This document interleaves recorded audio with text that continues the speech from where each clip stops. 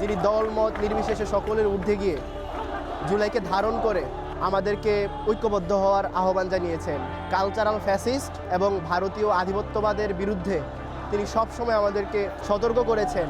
তিনি তার আন্দোলন এককভাবে চালিয়ে গিয়েছেন।